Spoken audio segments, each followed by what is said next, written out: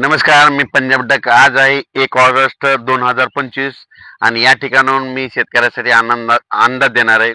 राज्यातल्या सर्व शेतकऱ्याला सांगू इच्छितो की आज 1 ऑगस्ट पासून ते 8 ऑगस्ट पर्यंत तुम्ही काय करा, शेतीची कामे करून घ्या. कारण की राज्यामध्ये आता म्हणजे आजपासून पावसाचा जोर ओसरणार आहे. म्हणजे पाऊस आजपासून कमी होणार आहे.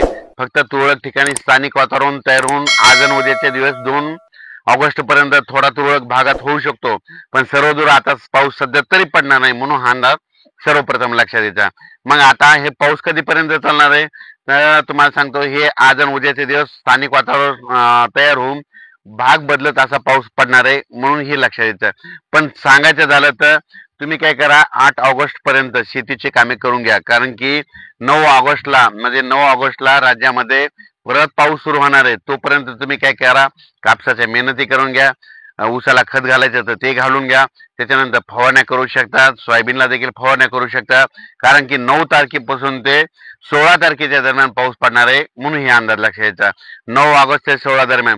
पण सुरुवात कुठून होणार आहे तुम्हाला सांगतो.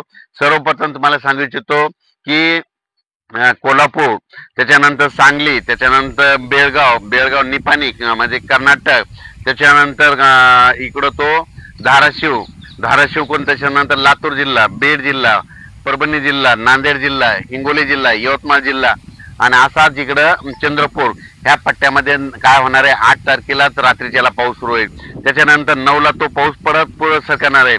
मग 9च्या नंतर परत तो पाऊस काय होणार आहे मराठवाड्यात देखील. म्हणजे मराठवाड्यामध्ये सांगायचं झालं तर परभणी जिल्हा, लातूर जिल्हा, बीड जिल्हा, धाराशिव, हिंगोली, संभाजीनगर, जालना जिल्हा, त्याच्यानंतर वाशिम इकडं. तशाच्यानंतर या भागामध्ये म्हणजे मराठवाड्यामध्ये देखील काय होणार आहे, 9 तारखेपासून ते 16 तारखेपर्यंत दररोज वेगवेगळ्या भागात पाऊस पडणार आहे. म्हणून मराठवाड्यातल्या सगळ्या जिल्ह्यातल्या शेतकऱ्यांनी